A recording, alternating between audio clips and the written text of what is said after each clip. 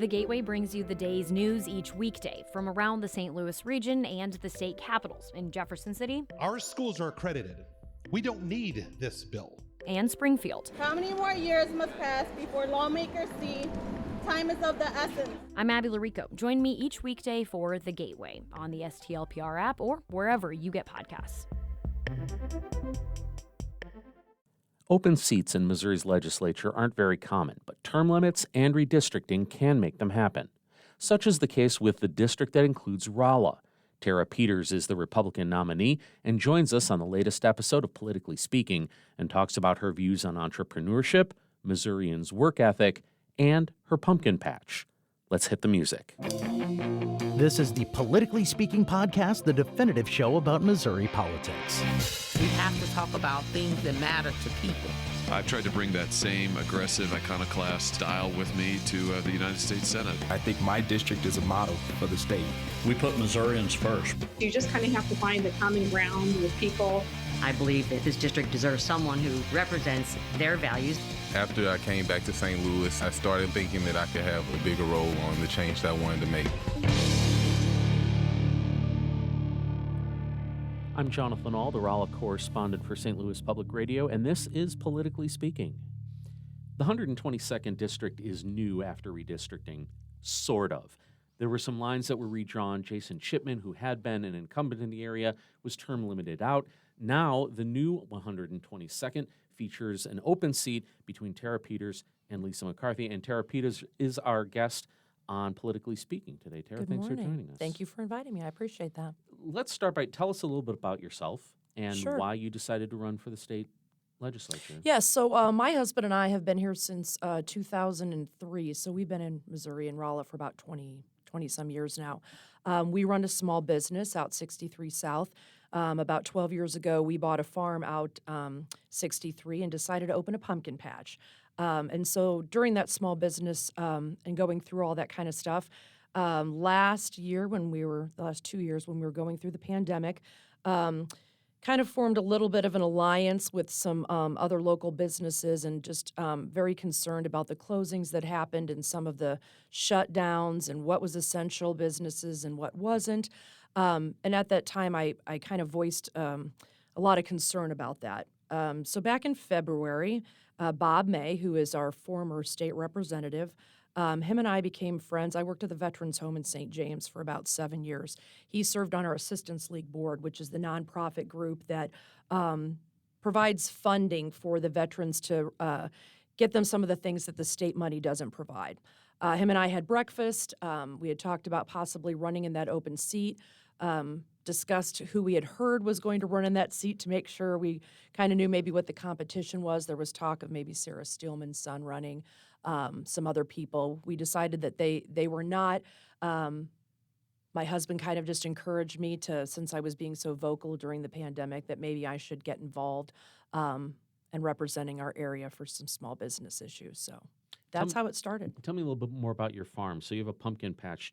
What else do you do on that farm? So we were going, actually funny, it kind of tied in a little bit to the pandemic. So when we opened 12 years ago, we were strictly going to do pumpkin patch. So we do hay wagon rides.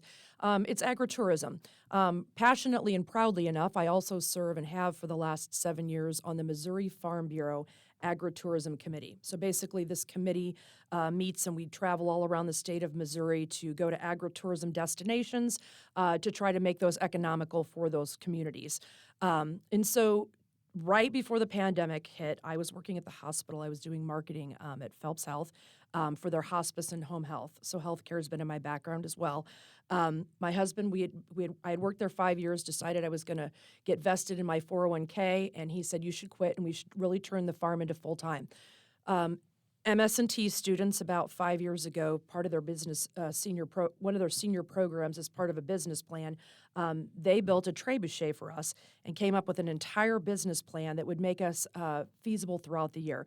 Everything from running a bee farm maybe in the spring to doing a drive-in theater in the off months. So it was a great business plan. So we talked about making the farm full-time. And then I quit, and literally the next month the pandemic hit.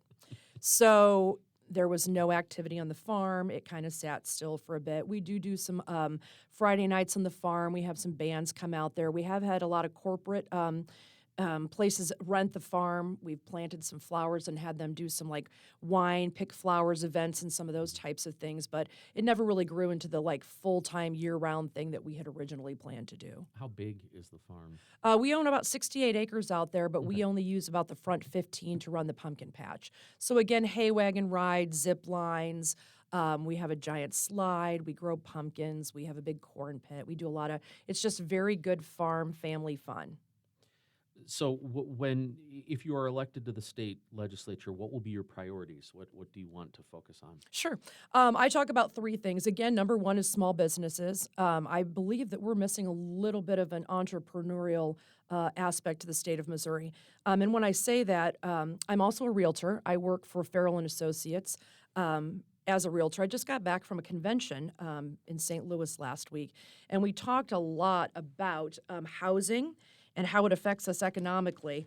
Had some really interesting things we talked about. You know, when we talk about the quality of life here in Rolla, one of the things that drives that is economic development. Obviously, if we've got businesses to come to and great places to work, it's going to draw people to the community, makes our housing very popular, those types of things. We talked a little bit about, you know, in the state of Missouri, we're kind of in the middle, so we make things and we move things. I think that we have an issue right now, and sorry, I'm backtracking a little bit here. Quality of life is very important to the people around here, including myself and my husband and our families. We moved here because we really enjoy the place that we live and the amenities that it offers. It's starting to get affected by some things, and by that I mean both minorly and majorly. Everything minorly from people are not working. If you talk to companies in our area, the number one thing that they can't get is employees. Why are we having a problem with people working? Everything from, you go to the Panera and at 6 o'clock at night the doors are shut because they don't have enough people. That's a minor issue. A couple months ago, it turned into a major issue. People at Walgreens that were not able to get their prescriptions because people were not there to fill the positions. So what does the state do to fix that? Well, the state right now, Governor Parsons is very adamant about workforce development. That is one of his big pushes. I think that on our area as well, we need to have programs and types of things that not only are people going to college, but they're getting training and they're learning new trades and they're going to maybe a smaller school, not a larger college, radiation or dental hygiene or those types of things so that we can get people to work. We need to offer some more incentives. I think, I joke with my friends, but I mean, where are these people getting their money from? I mean, do you have a mortgage? Do you have a house payment? I do. Do you have insurance? Do we pay for all these things? Where are these people getting the money to pay for these things? I just don't understand why we're having such an issue with people working, and it is affecting our quality of life in our communities. Let me push back a little bit on that because there was just a fabulous Twitter thread that made the rounds about a month ago about the people don't want to work anymore, and somebody pulled newspaper clippings going back to the 1850s where like every 10 or 15 years somebody said the problem in this country is nobody wants to work anymore. Is this really a new thing? Or is this just a cycle in business? Or are people just not, are people making different decisions about do they want to take a job for $12 an hour with no benefits, with no opportunity for advancement, where they are expected to work very hard and to get cut when the customers stop coming in? They may be scheduled for 8 hours, but when the customers stop coming in, they get cut to go home. I mean, there are plenty of reasons why people don't want to work at Panera that have nothing to do with, grander issues, I would think. I think it's a combination of above all. I think that we have a generation of people, and again, you have to remind who you're talking to. I'm a farmer, and I work very hard. And I'm talking about not just running a farm, but I've always had a full-time job. My husband's always had a full-time job. I believe that everybody needs to contribute to society in some form. That's what makes society go around. I do. And I believe that people, you're right, hard work is an issue because I don't think people want to work very hard for the pay that they get or the benefits that they get. And you have to offset all of that, like you said. Is it worth it to them to make $12 an hour and if they're not getting benefits? And I think benefits aren't as important to people anymore either. When I was going... Excuse me? No, benefits are not important to people. I mean, you used to work in healthcare. Are you... I mean, I've got great benefits and I can barely afford to take my kids to the that doctor. and that's your and I's generation. Same here. I took a job because I knew I worked for the state of Missouri at the St. James Veterans Home. I knew that I got 12 paid holidays and that I was contributing to a 401k and that I got vacation time. I had excellent health insurance. Those things are not important to people nowadays. They're just not. I think that if they, that generation, if they get sick and they go to the hospital and they go to the emergency room, that they know that it's going to be paid for whether you have health insurance or you don't. I don't believe that benefits are as important to people as they used to be. I do. Right now, as we're recording this, the legislature is in the midst of a special session to talk about tax cuts and agricultural tax credits. What do you make of the proposals that are on the table and where that stands? Sure, the agricultural issue has passed, and to be truthfully honest with Well, at the moment, it's passed the Senate, right, and it's going to the House. Sure. So there's some things with that. When you get down to Jefferson City, you've got the conservative caucus, and there's other caucuses. We talked about this past week. Benny Cook and I have, because obviously he was down there. I went down for the session last week, but they gavelled in and gavelled out, and so there wasn't a whole lot of activity that day. But there's some things in this that even the conservative caucus, who those groups say that they're never going to vote for a tax cut or a tax benefit. Some of the things in that agricultural bill was that it was tax credits for farmers, and they did vote for the bill. So I think that the agricultural bill should have passed. The tax credits, we really need to we need to give a tax cut to our Missouri citizens. We just do. It's the formula that needs to make sure that their concern is that it needs to be sustainable. And by that I mean we can't give a tax cut to our Missouri citizens now and then 2 years from now decide that we don't have enough money in the budget. Like Kansas, and then come back to the taxpayers and say, we're going to have to increase your taxes because we don't have enough funding. The formula has to be correct, but it has to be where we are giving some money back to our Missouri citizens. I think everybody, at least in the Republican majority, agrees with that. The issue is who gets the money. Right. And so where do you fall on issues like should there be an increase in the base because right now the way that what is structured right now the way it's structured is that people who make the least amount of money will get the least benefit from this permanent tax cut. No, and I don't think that. What is the solution? Do we do away with property tax? Do we do away with, we've tried to do away with that for how long now? Mm-hmm. I don't know if that's the issue. Again, there needs to be a formula that is fair and accurate to everyone, and I don't know what that formula is. So let me talk about the agricultural tax credits because, and I'd love your perspective on this because we talk about farmers all the time. And if you have a 68-acre farm, you are wildly different than most of the people that are referred to as farmers in agricultural policy.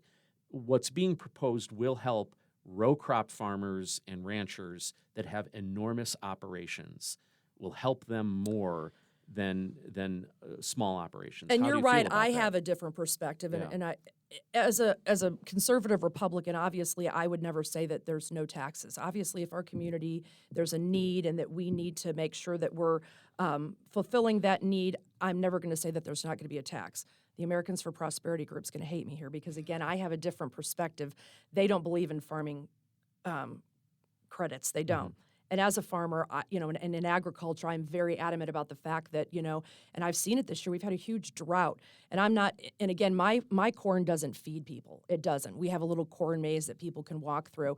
So those row crop farmers that are actually growing food for the masses, when we have a drought and we have these things and none of that food's going to be able to be used, I believe that we need to help them out. And I know that that's not going to be kosher with everyone, but Okay, I mean... But let's talk about the scale issue because I think there's a huge difference between someone that farms 1,500 acres of corn and beans compared to someone who has a pumpkin patch or someone who's growing mushrooms or someone who's doing, pecans and walnuts or, there are a lot of very small farms that don't get any benefit from these huge agricultural tax credits.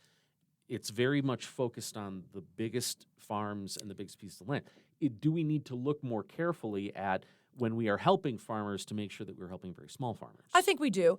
Again, we do other things, so we benefit in other ways. And again, I don't believe in handouts. I just don't.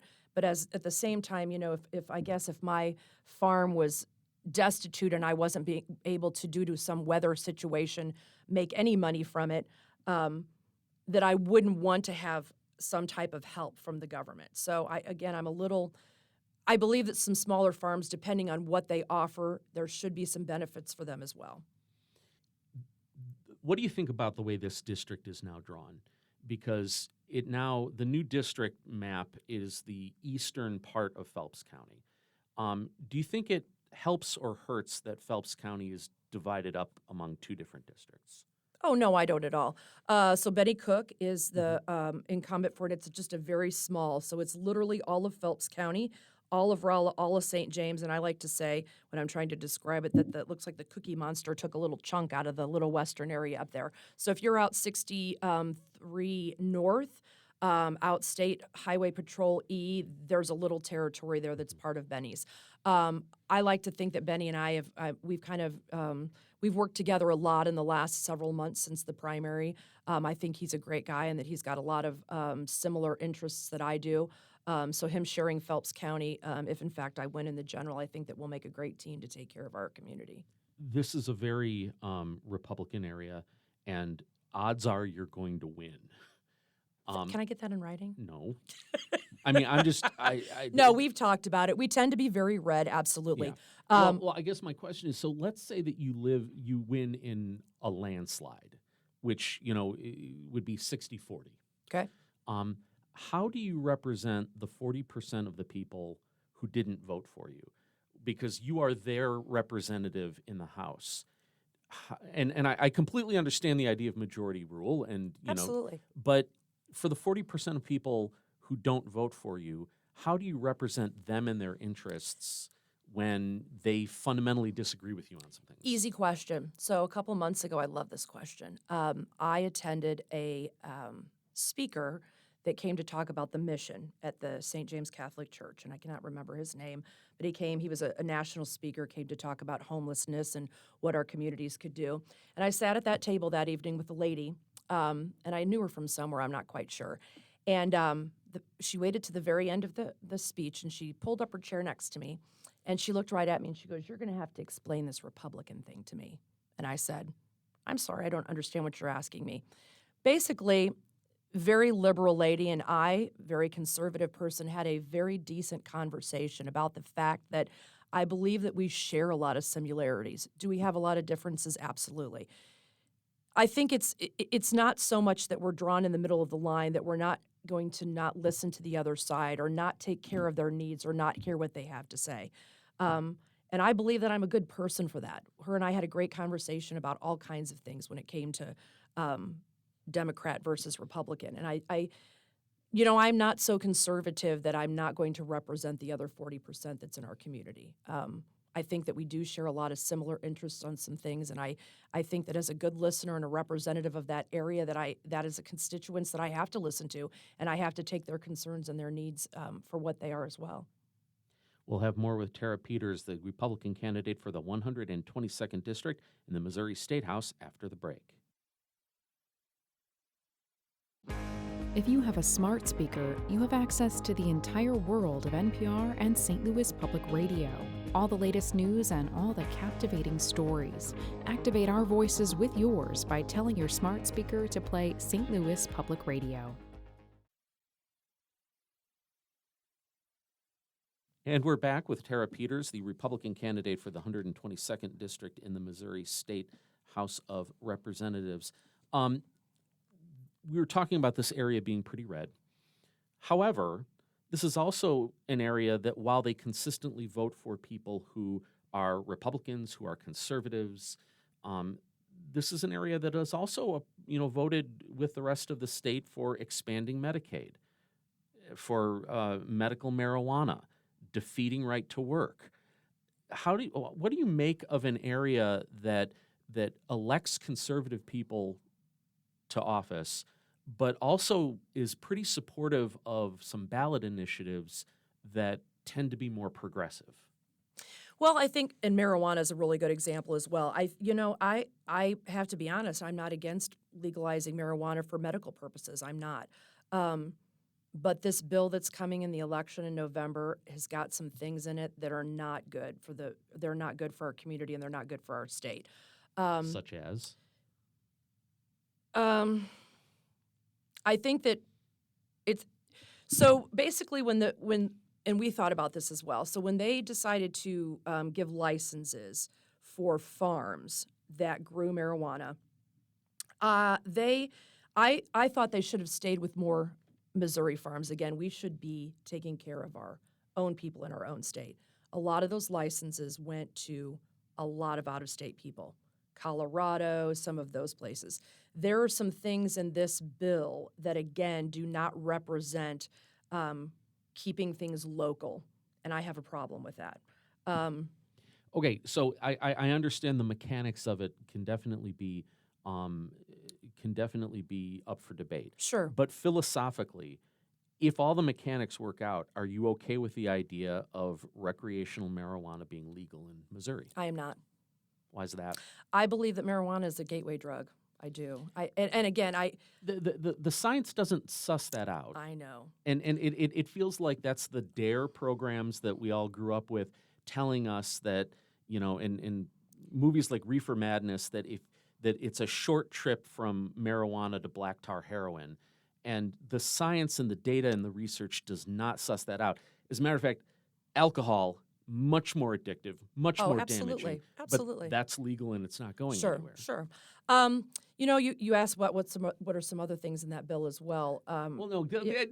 Just philosophically, you are definitely opposed to recreational marijuana, regardless of the details of how it would be implemented. I would have to, not necessarily, no. Okay. Yes. Again, with the bill that is being proposed, though, there are things in it that are not just addressing that. They're addressing a whole lot of other things. And I do not think that the current way that it is going to be presented on November 8th is going to be beneficial to our community. I do not. Do you feel that there needs to be a change in the way that ballot initiatives come up in Missouri? Because what we think about the details, it's still going to be an up or down vote. There is no way to go into the ballot box and say, I like the idea, but only if this is fixed. Absolutely. So ballot initiatives, again, the Republican Party is trying to get some things changed. My campaign is obviously We the People for Tara Peters, so I am our Constitution is a very vital tool. The Missouri Constitution, I believe that it should not be as easily changed as it is. With ballot initiatives that those that have the most money and the bigger cities that want things passed, this is just a way for them to get those on the ballot, to get those passed. I believe that there should be a voice and that there should be ballot initiatives and that there should be some issues that the people should be able to present. I just don't think it should be as easy as it is now. And I do not believe that those that have the money should be able to get it on the ballot as easily. And do you have specific ideas on how that should be different? No. Okay. No. Again, the Constitution should be very secure, and I think that with a ballot initiative at this point in time, that it is too easy to get issues on the ballot, and that Constitution should be a little more protected when it comes to those. And I understand that point of view. Let me pose this in a slightly different way. The Republican Party has always been about the freedom of the people. Sure. And is there anything more free than the people to easily get something on a ballot for everybody to vote on? Absolutely. Isn't that part of the whole freedom to have a direct line? Yes, and it should be the people. It shouldn't be large corporations and lobbying firms that have the money that are doing that. It should be the people that are able to do that, right? So if you and I aren't the ones that have the money to make sure that we're getting the signatures that are needed or those types of things are going through the process, those are the people that it should be able to be effective for. Would you be in favor then of the same restrictions on ballot initiatives and funding from outside sources? Would you be okay with applying those also to people running for public office in Missouri? Because there are a lot of large corporations and a lot of outside interests that put money behind Democrats and Republicans in the state. Lobbyists, is that what we're talking about? Well, I mean, if the ballot initiative process is tainted by this outside money and you want to take that away, shouldn't you also take that away from the people who use it to get elected to office?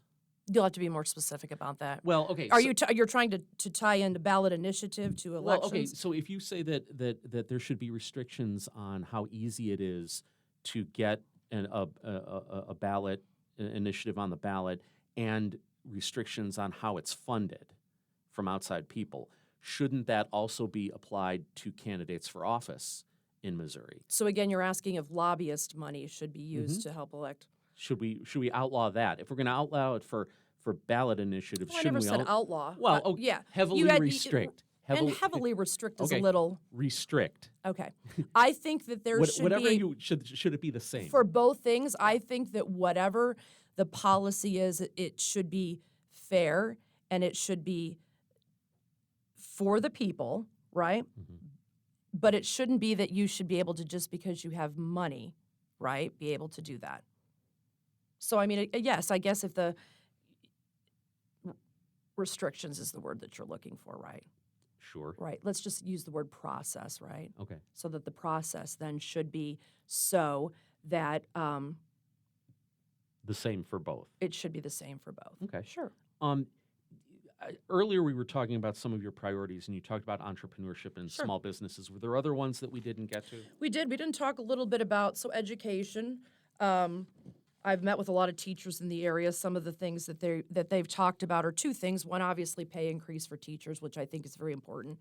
You know, we're the 50th state in the country for our teachers' pay, and they're very concerned about safety.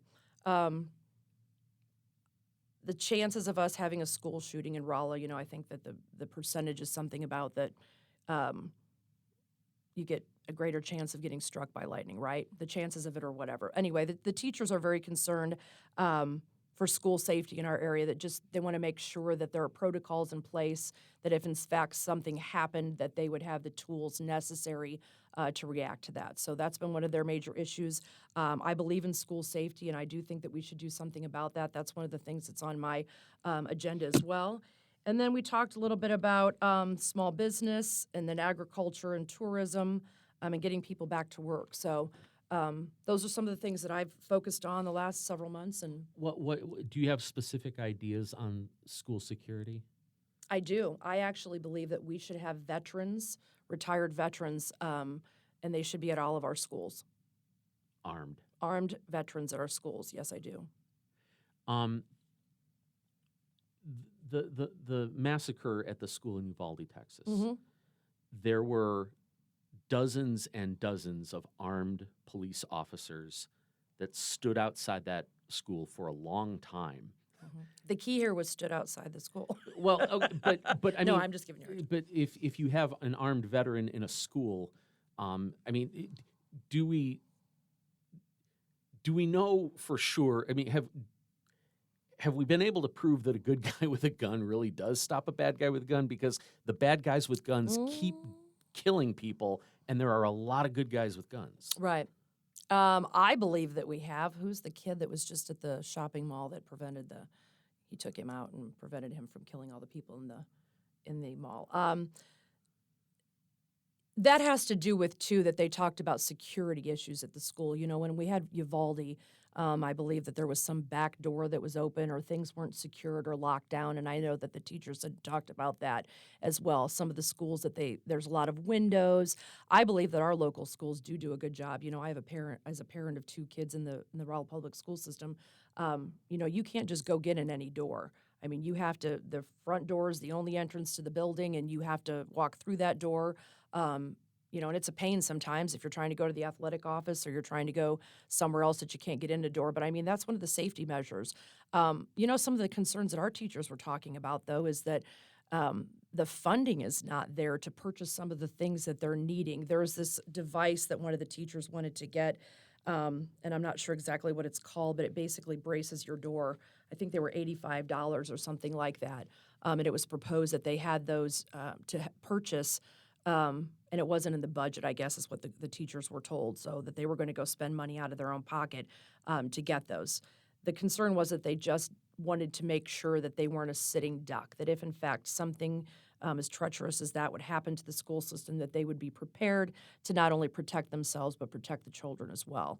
I think that they talked a little bit about maybe there wasn't as much training as also that they would have liked to have. That way they would have been in better preparation for that. But yeah, I mean, I think just the mere fact that there would be somebody, and you know that there's actually somebody at the school every day and that they are armed, would be a deterrent for some people. I do believe that. If you go to the State House, you're going to be one of a lot of people. 163. And will your philosophy be more of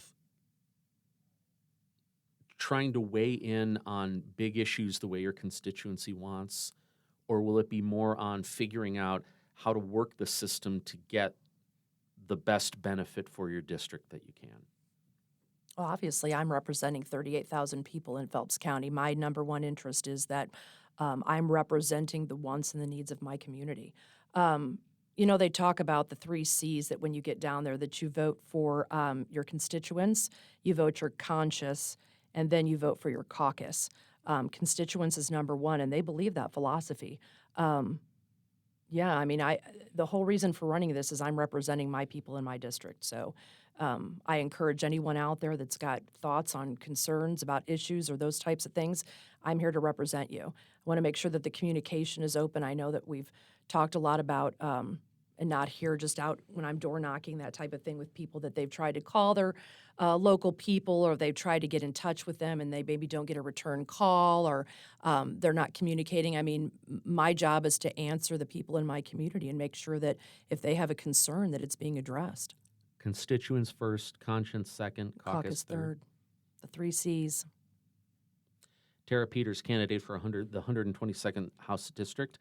Thank you very much for joining us. Appreciate the invite. Where can people find you online? So online, on Facebook, it's just We the People for Tara J. Peters. And then I have a email address at ctlpeters@embarkmail.com. And you can email me anytime with concerns or issues or, those types of things. And you can find me on Twitter at Jonathan Ahl. I am Jonathan Ahl, and this has been Politically Speaking, a production of St. Louis Public Radio. St. Louis Public Radio is a service of the University of Missouri St. Louis.